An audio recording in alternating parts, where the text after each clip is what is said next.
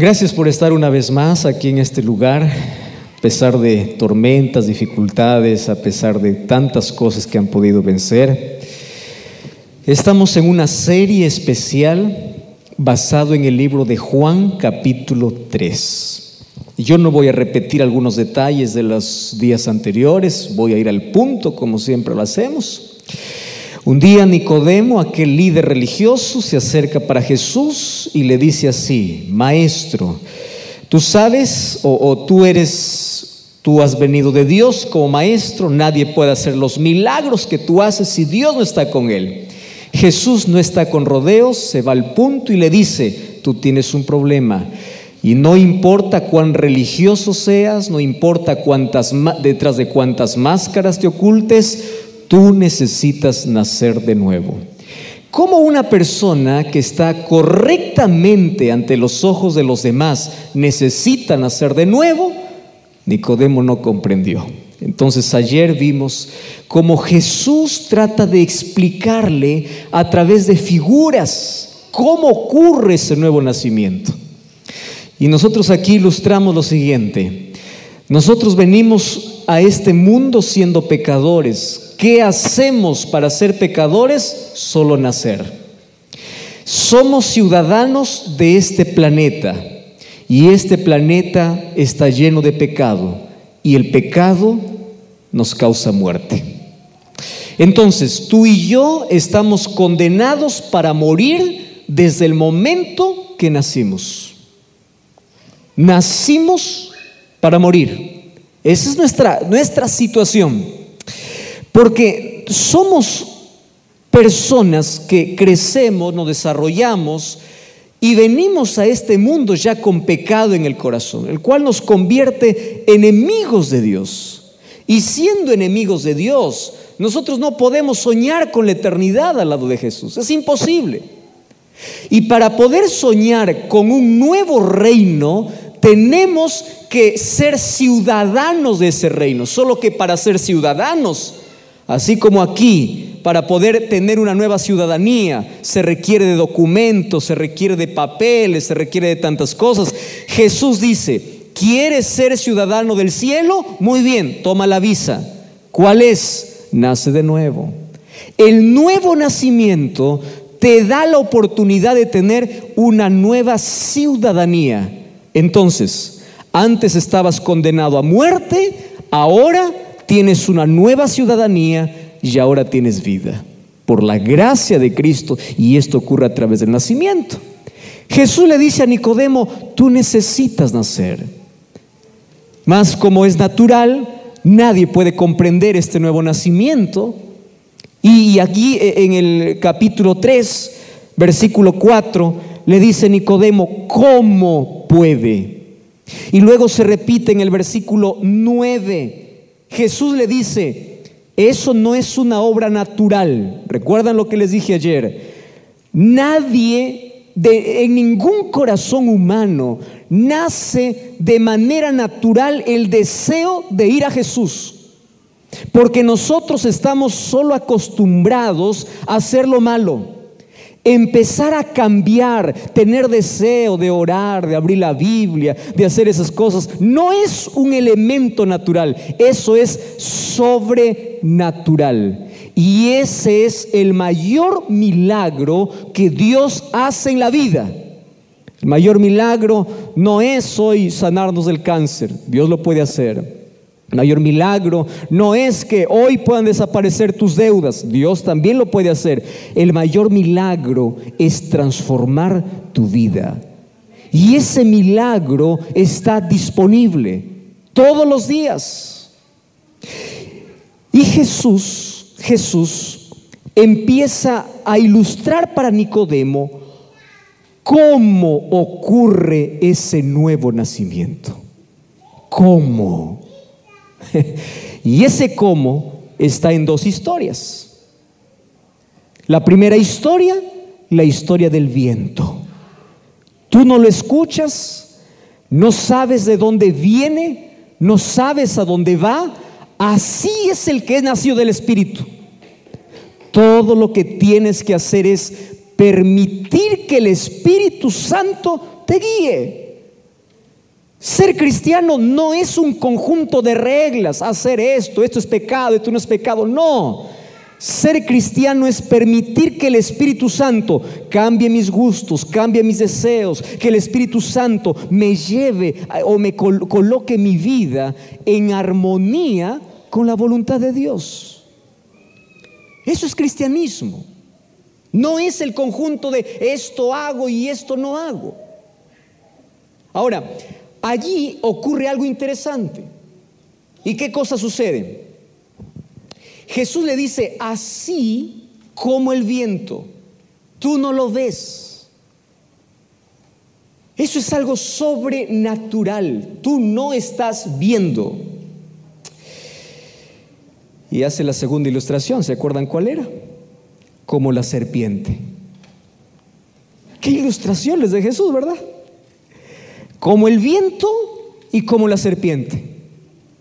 Solo que ayer yo no me detuve a hablar en como el viento. Me detuve a hablar ¿en dónde? En la serpiente, ¿verdad?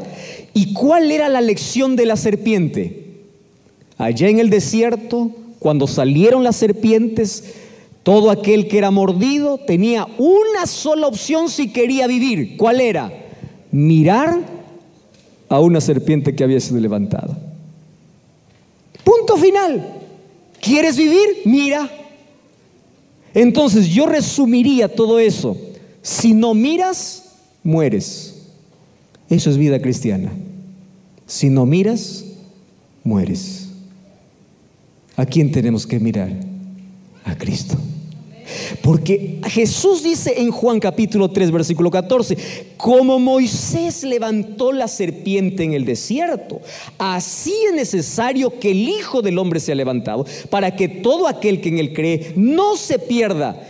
Tomando la ilustración de todo aquel que miraba a la serpiente se salvaba. Entonces ahora dice Jesús, ¿cómo naces de nuevo? El nuevo nacimiento comienza cuando empiezas a contemplar a Cristo. Qué lindo. ¿Quieres vivir? Comienza mirando. No líderes, no pastores, no personas, nadie, solo Cristo. El momento que sacas tu mirada de Cristo, ocurren dos cosas tristes en la vida. Primero, empiezas a mirarte a ti. Y cuando te empiezas a mirarte a ti, o cuando te empiezas a mirarte, empiezas a compararte con los demás. Queridos, y esto es una de las cosas más tristes de la vida. ¿Saben por qué? Eso nos lleva a dos reacciones. O me siento más sucio o me siento superior. ¿Ya vieron personas? Incluso en la iglesia, ¿verdad? ¿Qué cosa sucede? Yo no soy como fulano de tal. Óigame, escuche lo que ahora voy a decir. Esto es impresionante. Yo encuentro incluso personas que empiezan a comparar su vida con personas inconversas y dice, mire, yo estoy en la iglesia, yo merezco la salvación, yo soy líder, yo hago esto, yo hago lo otro, yo no soy como el drogadicto, yo no soy como el borracho, yo no soy como el adúltero, yo no soy como fulano de tal. Y cuando tú empiezas a comparar tu vida con la de los demás, o criticas a los demás o te crees superior a los demás, y eso responde a una sola cosa. ¿Qué cosa es? Dejaste de mirar a Cristo. Dejaste de mirarlo. Hoy dejamos la serpiente y nos vamos a centrar solamente en el viento. ¿Les parece? ¿Sí? Entonces vamos al texto para hoy. Juan 3, versículo 8. Vamos del versículo 7.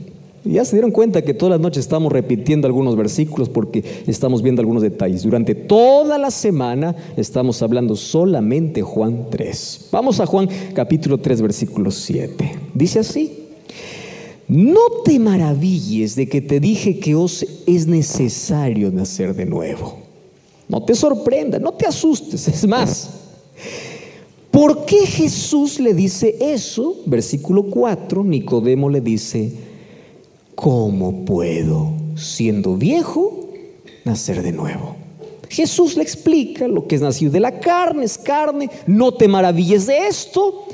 Y coloca la ilustración: el viento sopla por donde quiere y oyes su sonido, no sabes ni de dónde viene ni a dónde va. Así es todo aquel que es nacido del Espíritu. Muy bien, ¿están preparados para hoy entonces? Vamos a hablar del Espíritu. ¿Quién es el Espíritu Santo? Yo no voy a dar hoy día un mensaje explicando quién es, porque yo aquí voy a dar por sentado de que todos aceptamos que el Espíritu Santo es Dios. Amén. Hay personas que dicen: el Espíritu Santo es una energía, el Espíritu Santo es una fuerza activa. ¿Escucharon ya eso? ¿Verdad? El Espíritu Santo, yo fui profesor en los primeros años de ministerio. Una de las cosas que hacía cuando llegaba para clase era tratar de crear en la mente de los alumnos alguna cosa que relacionaran con el tema. Y yo les hacía dibujar cualquier cosa que relacionen con la clase que hemos entendido. Cada vez que llegamos a la lección del Espíritu Santo, todos dibujaban lo mismo. ¿Qué creen que era? Una paloma. Te dicen: el Espíritu Santo, ¿qué es lo primero que se te viene a la cabeza? Una paloma. Tomando la historia de Mateo capítulo 3, ¿verdad?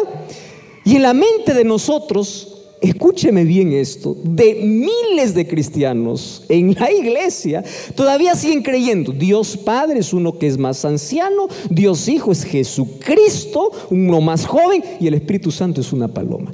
Desde ese concepto ya tenemos un serio problema.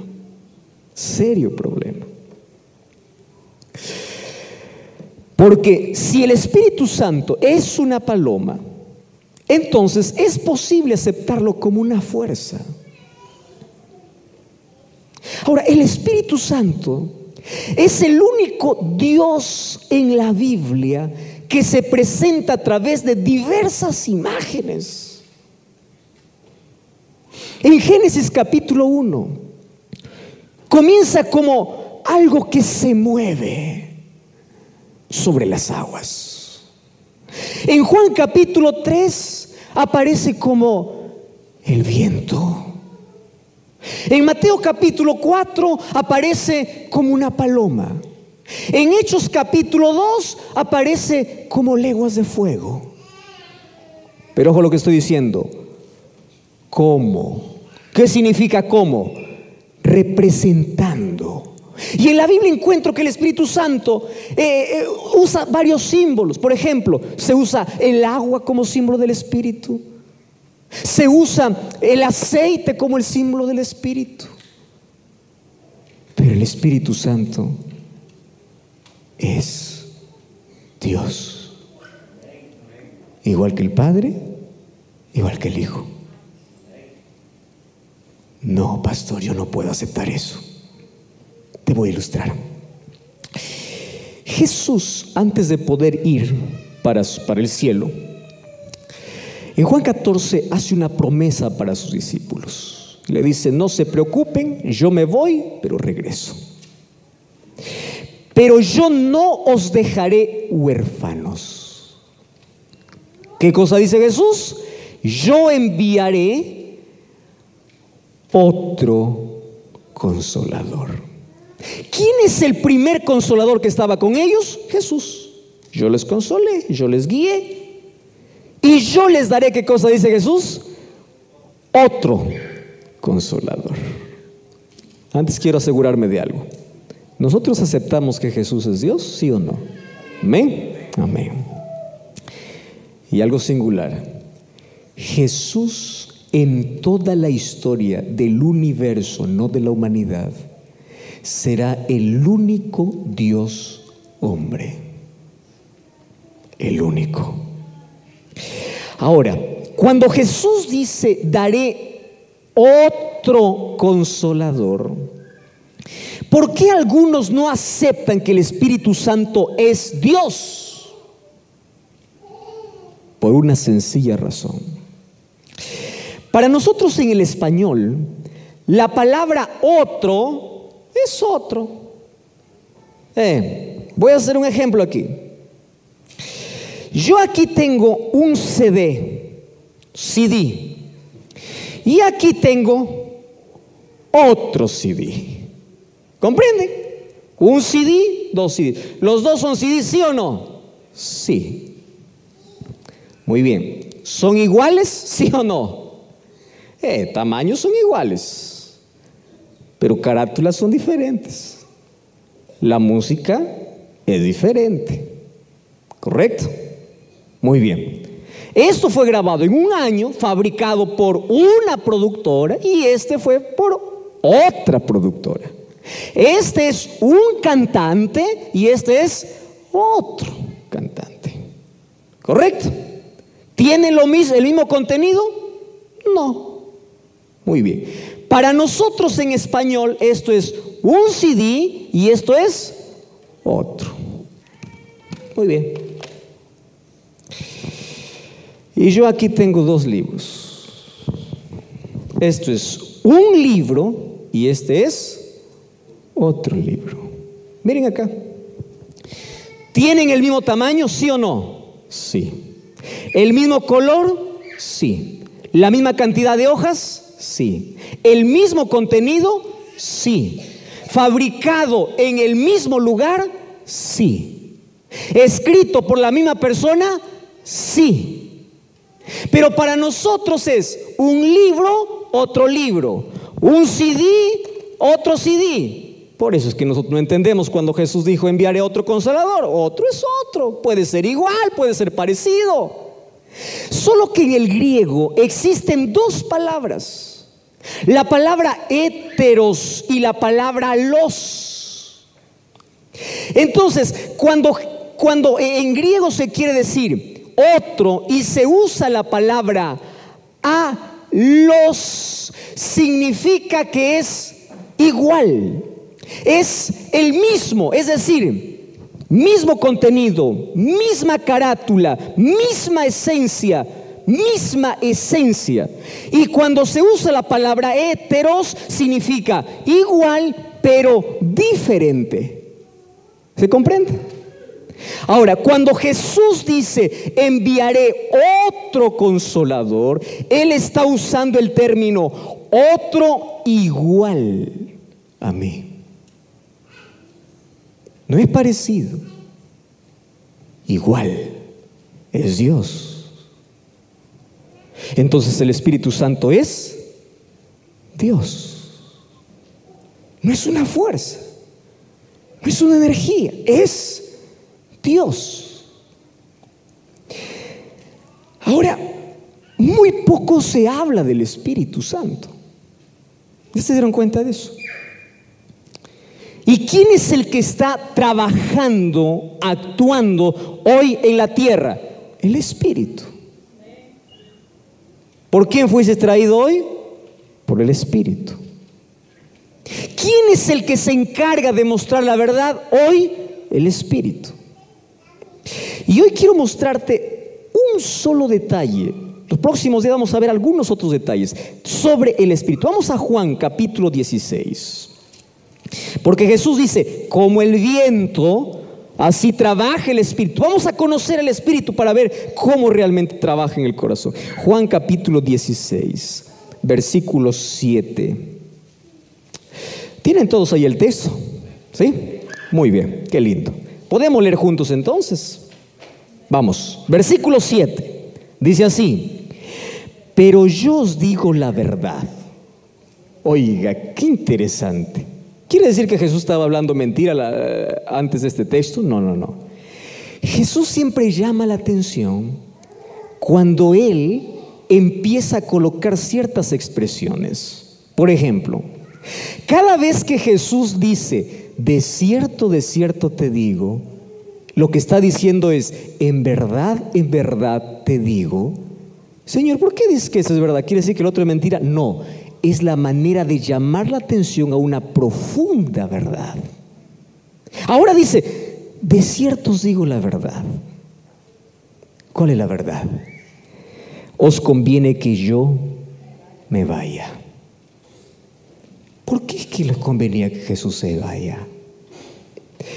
Porque Jesús, como se hizo hombre y tomó la naturaleza humana, aquí Él no podía estar en todos los lugares físicamente. Y dice, he aquí, conviene que yo me vaya, porque si no me fuere, el Consolador no vendría. Pero si me fuere, os enviaré. Vamos a leer todos en coro el versículo 8, ¿les parece? ¿Sí? Vamos. ¿Qué cosa dice? Y cuando Él venga, convencerá al mundo de pecado, de justicia y de juicio.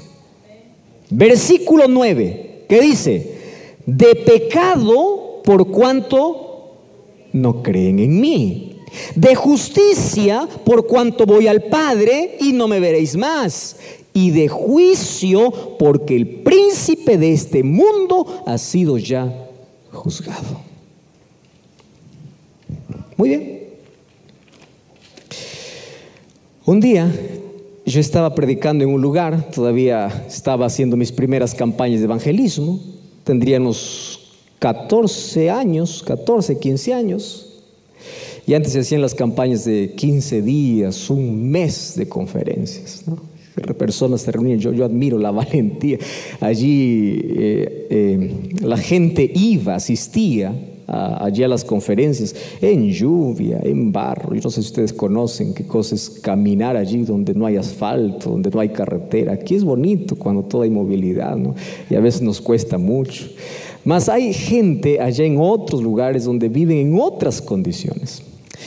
Un día llega una persona y me dice así, yo no era pastor, por supuesto, yo era todavía un alumno de la enseñanza media.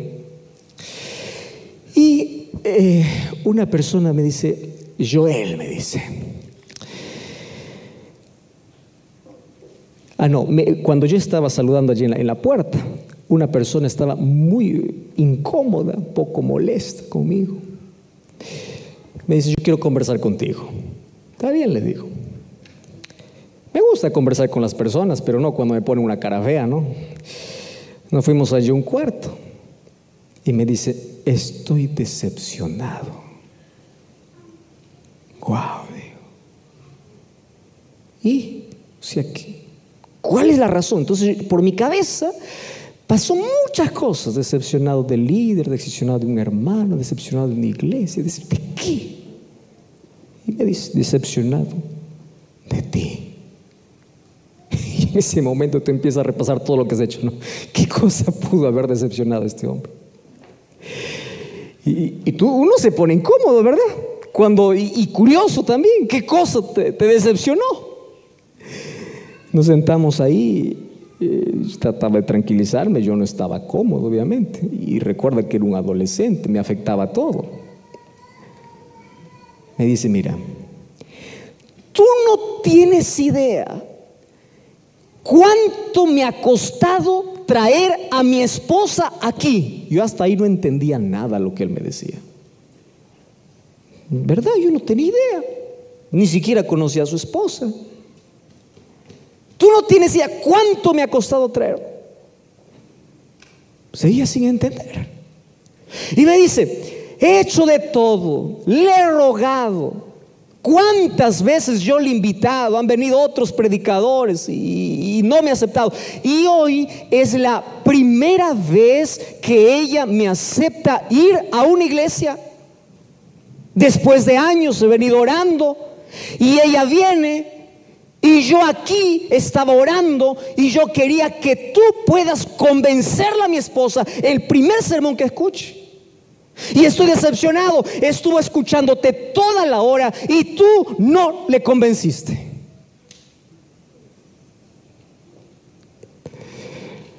Oiga, ahora entendía la decepción, ¿no? Y en mi mente de adolescente le digo, ¿verdad? Yo te decepcioné.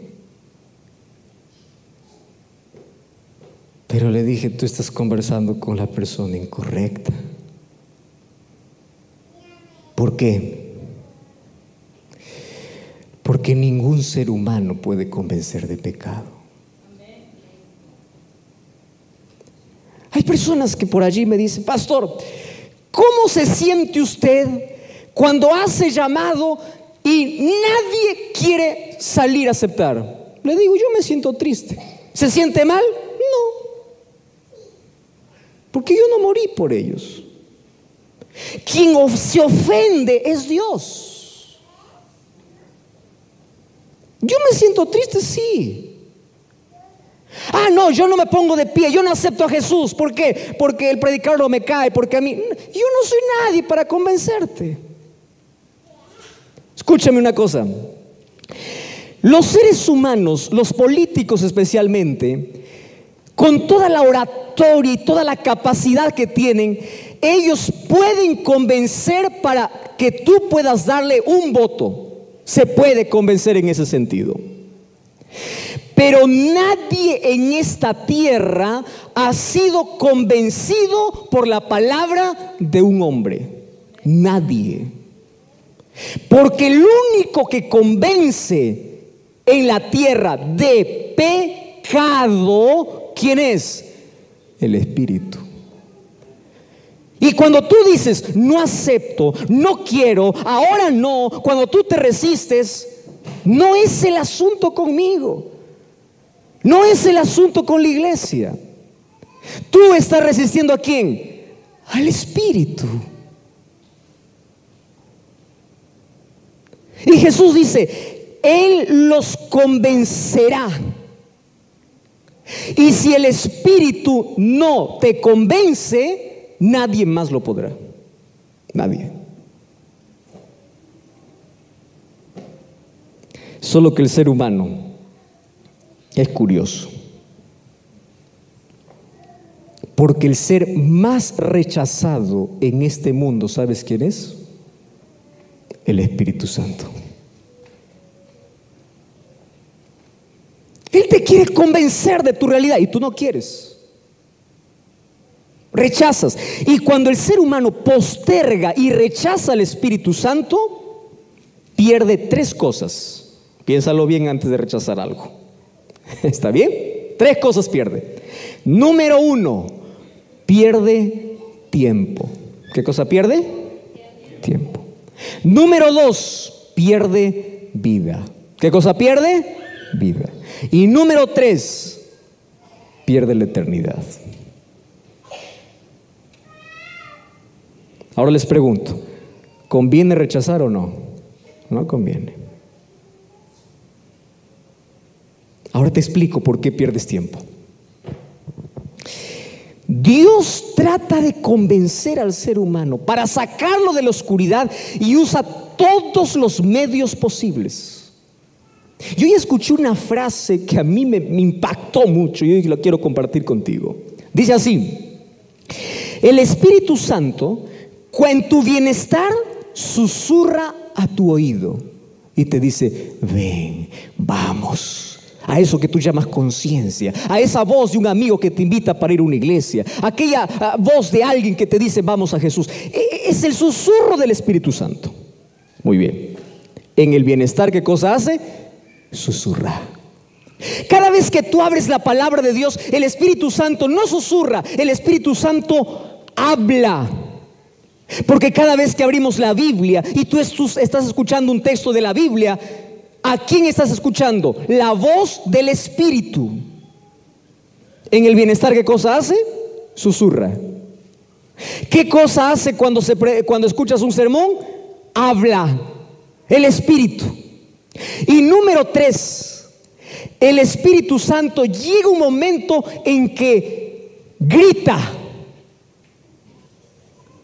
levanta la voz. ¿Y sabes cuándo el Espíritu Santo grita al corazón humano? En el sufrimiento.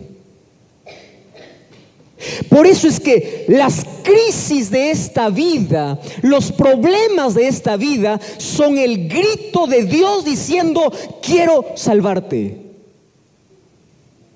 Y no es que Dios lo provoca, Dios lo permite para ver si en el dolor puedes escuchar. Porque mientras todo te va bien, ignoras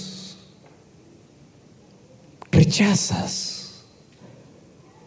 Y esto me impactó mucho.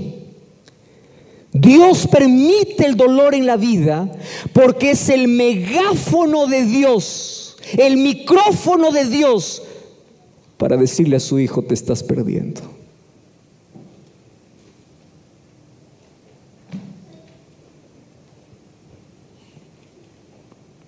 ¿Sabes qué cosa es lo único que ganamos cuando rechazamos al Espíritu?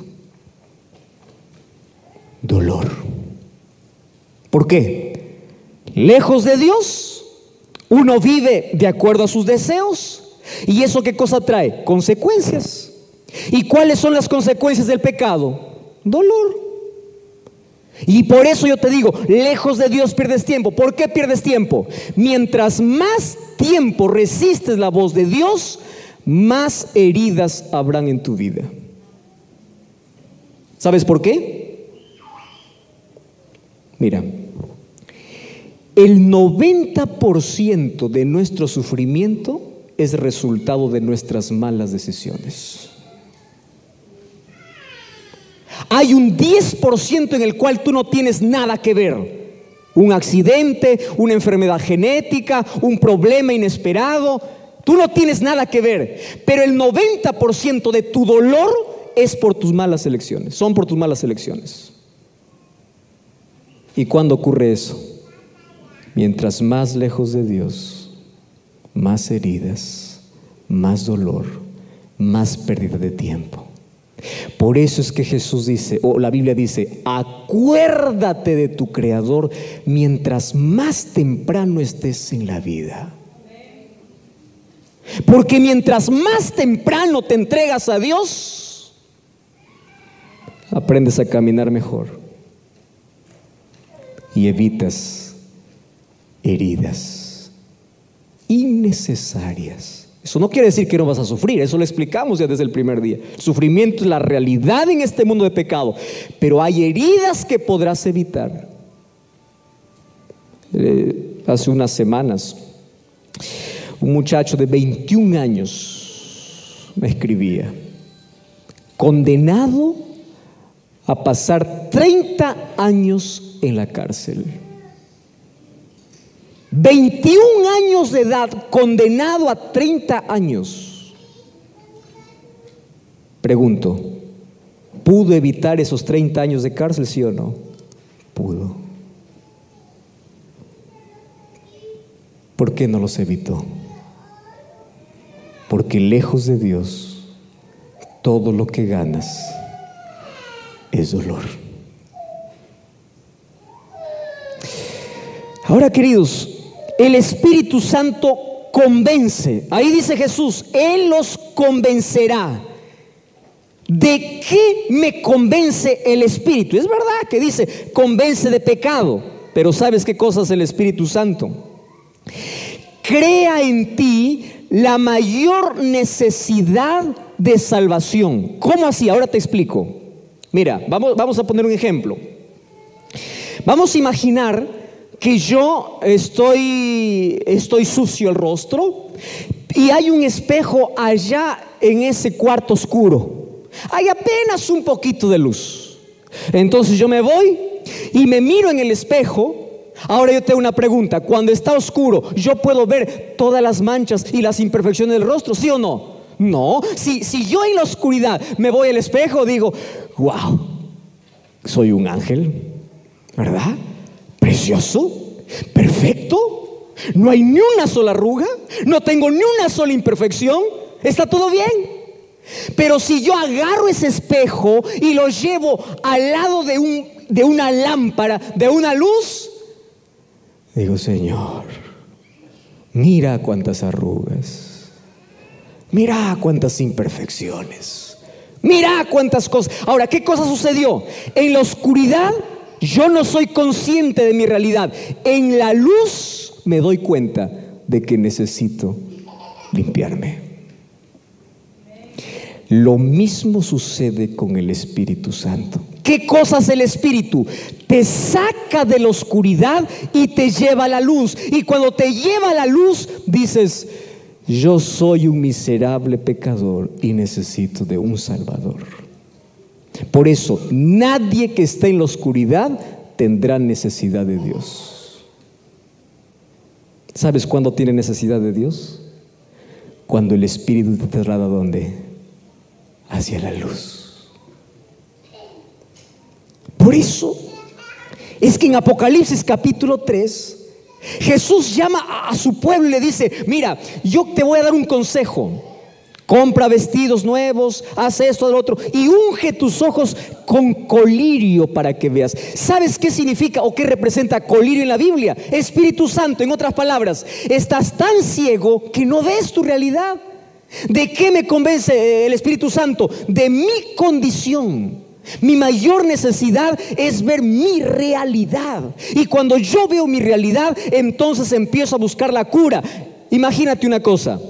Tú te irías al hospital hoy creyendo, tú estarías bien si vas al hospital y le dices: estoy enfermo.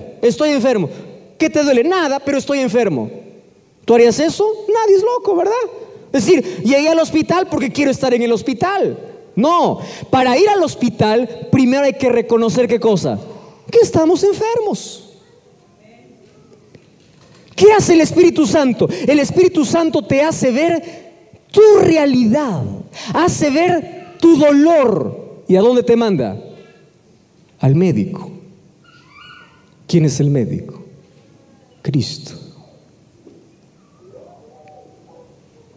Aquel que no reconoce que está enfermo nunca va a buscar tratamiento. Aquel que no reconoce que es un pecador jamás va a buscar a Cristo. Por eso dice el Espíritu Santo, ¿qué cosa hará? Él los convencerá de pecado. Ahora, lo que me interesa de Juan capítulo 16 es esta expresión. Y allí dice, de pecado, versículo 9, por cuanto no creen en mí. ¿Qué cosa es pecado aquí en este texto? Una sola palabra: incredulidad. ¿Correcto? ¿Qué cosa es pecado aquí en este contexto? Incredulidad. ¿Qué significa ser incrédulo? No creer. No, pastor, si eso es pecado, pues yo no estoy en pecado. ¿Cuántos de ustedes creen en Dios? Levante su mano sin miedo. ¿Creen? Amén. Diga un fuerte amén. No tan convincente, pero voy a creerles que creen. Ahora fíjense una cosa. El Espíritu los convencerá de pecado por cuanto no creen. Ahora les pregunto, ¿ustedes creen sí o no? Amén. Les doy una noticia no tan buena. Santiago 2:19 dice: los demonios también creen. No vemos a los demonios, pero si aquí nosotros estuviésemos viendo a un demonio y yo les dijera: demonios, ¿ustedes creen en Dios? Todititos levanten la mano. Y claro, ¿tú sabías que el ateísmo es tan extraño que ni siquiera el diablo llegó a ese punto de ser ateo? Ni el diablo, Por eso es tan extraño el ateísmo. El diablo cree. Wow. Entonces estamos en la misma condición, ¿verdad? Una vez más, ¿ustedes creen en Jesús? Amén. ¿Y cómo hacemos si el diablo también cree? ¿De qué nos va a convencer el Espíritu Santo? ¿De qué? Y aquí está lo importante de este nacimiento. Dios te va a convencer, quiere decir, vas a tener fe. ¿Y qué cosa es fe? Fe no es una convicción cognitiva de que Dios existe. Por ejemplo, yo me voy a hacer una encuesta a 10,000 personas aquí en Virginia. Y de las 10,000 personas yo les pregunto: ¿crees en Dios? Vamos a imaginar que 99,000 me dicen: yo sí creo en Dios, y 1,000 me dicen: yo no creo. ¿Quiere decir que 99,000 ya son convencidas por el Espíritu? No. Porque el ser humano cree, escúchame aquí, que tener fe es saber que Dios existe. Y la fe no involucra solamente el área cognitiva o de conocimiento. La fe involucra toda la vida. ¿Qué significa toda la vida? Involucra tu mente, tus decisiones, tu entrega. Tú no me digas, yo creo, si aún no te has entregado. No me digas, yo creo, si no estás dispuesto a obedecer. No me digas, yo creo, si no estás dispuesto a someter tu voluntad a la voluntad de Dios. Y una de las cosas que a mí me impacta entre todas las historias de la Biblia, ¿saben cuál es? La historia de Belsasar, el nieto de Nabucodonosor. Un día, mientras él estaba en una fiesta, apareció una escritura en la pared que decía Mene, Mene, Tekel, Uparsin. Mientras él estaba bebiendo licor, cerveza. Y él se quedó tan desesperado, mandó a todos los sabios, vino Daniel y le dice, mira, yo te tengo una noticia mala. Mene, Mene, Tekel, Uparsin significa, contado ha sido tu reino, pesado ha sido en una balanza y tu reino es dado al fin. En otras palabras, un juicio de Dios está cayendo hoy. ¿Correcto? Eso significa. Pero hay algo que me impresiona. ¿Saben qué cosa me impresiona? El mensaje que Daniel le da a Belsasar y le dice así: tú, sabiendo todo, no te entregaste a Dios. Eso me impacta. ¿Qué cosa es lo más peligroso en la vida? Lo más peligroso en la vida es saber tanto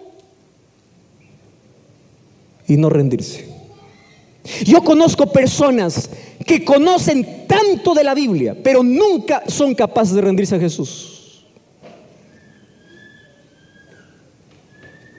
Fe es entrega. Si tú me dices, pastor, yo tengo fe en Dios porque conozco textos de la Biblia. Satanás sabe textos de la Biblia y tú sabes que la tentación lo probó a Jesús.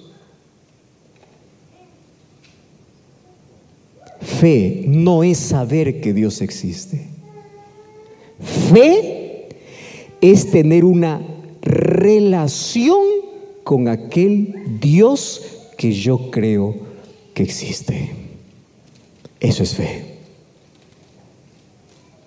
Si tú no tienes relación con ese Dios, es porque todavía el Espíritu Santo sigue luchando contigo. Porque el ser humano por sí solo no puede reconocer su condición. Más fácil para nosotros nos es justificar nuestros errores. Cuando el Espíritu Santo nos convence, nos rendimos ante Dios, buscamos desesperadamente a Dios, nos entregamos a Dios por completo. Eso es ser convencidos por el Espíritu Santo. Ahora, queridos, escúchenme una cosa aquí. En la vida, para poder llegar a esa eternidad que Dios tiene para todos, necesitamos de 3 nacimientos. ¿Cuántos? 3. Pastor, ¿no me habló solamente de 2? Sí. Solo que el segundo tiene un aliado que vamos a ver luego. No hoy, mañana. Por eso cada vez tenemos que dejar con un poco de intriga para que sigan viniendo, ¿verdad? Mañana. Pero ahora escuchen acá. En el primer nacimiento, que es el natural, tú no eliges nada. Pregunto, ¿tú elegiste dónde nacer? No. ¿Tú elegiste en qué familia nacer? No. Ni siquiera elegiste nacer o no nacer. Eso tú no elegiste. Tú viniste y naciste. Ahí nosotros no tenemos ningún tipo de elección. Pero los otros 2 nacimientos sí son elecciones. ¿Cuál es el segundo nacimiento? Jesús le dice, el que no naciere de agua. ¿Qué es nacer de agua? Nacer de agua es la demostración pública a Dios a través del bautismo. Pero nacer de agua todavía no es suficiente. El que no naciere de agua y del Espíritu.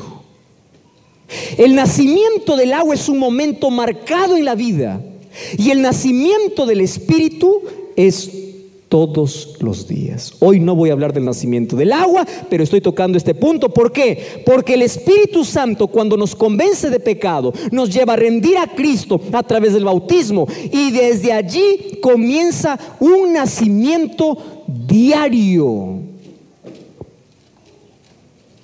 Entonces quítate de la cabeza, yo ya acepté a Jesús una vez y para toda la vida. No, a Jesús se acepta todos los días. Todos los días. ¿Te bautizaste una vez? Sí. Pero el nacimiento del Espíritu es continuo. Yo conozco tantas personas que participaron del segundo nacimiento, pero no quieren nacer del Espíritu. Y esto es el mayor peligro de un cristianismo sin relación con Dios, que me lleva a un conformismo. Yo ya sé de Dios, yo ya sé la predicación, yo estoy involucrado en la iglesia, está todo bien. Pero no buscas el Espíritu Santo todos los días. Y ahora Jesús dice, si tú quieres que el Espíritu Santo trabaje en ti, trabaje en tu corazón, dos cosas tienes que hacer.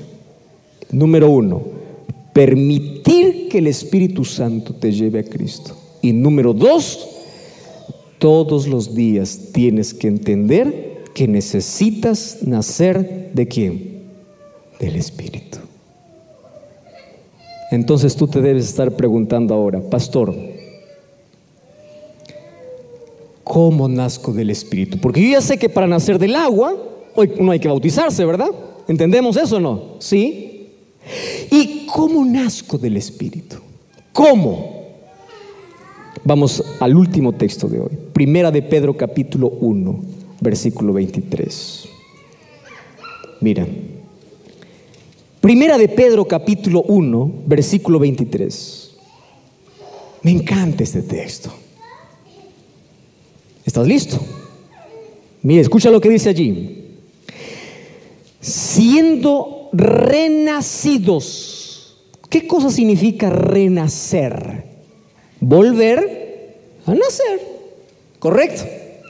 Siendo renacidos, no de simiente corruptible, sino de incorruptible.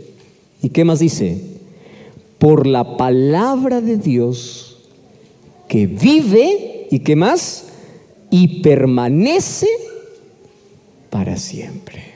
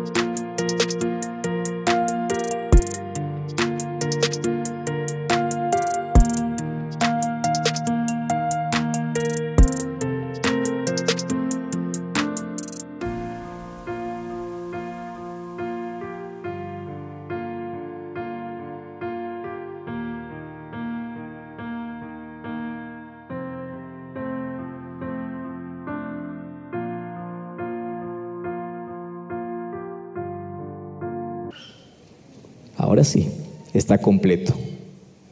Solo quiero que me prestes atención a lo que te voy a decir ahora. Jesús le dice a Nicodemo: el Espíritu Santo trabaja como el viento.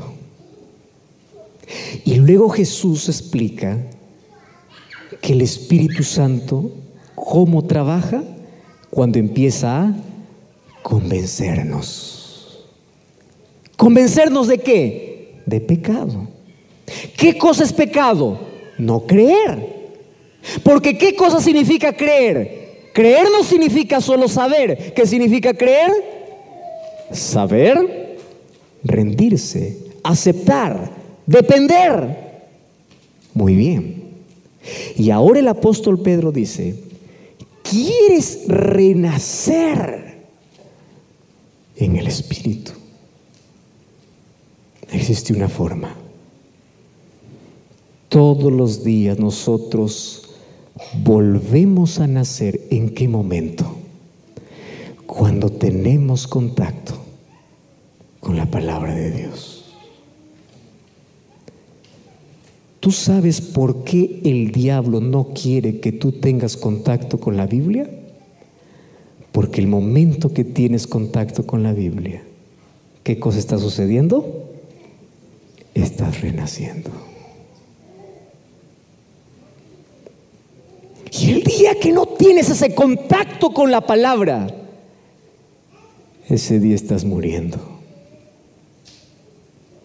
Renacer.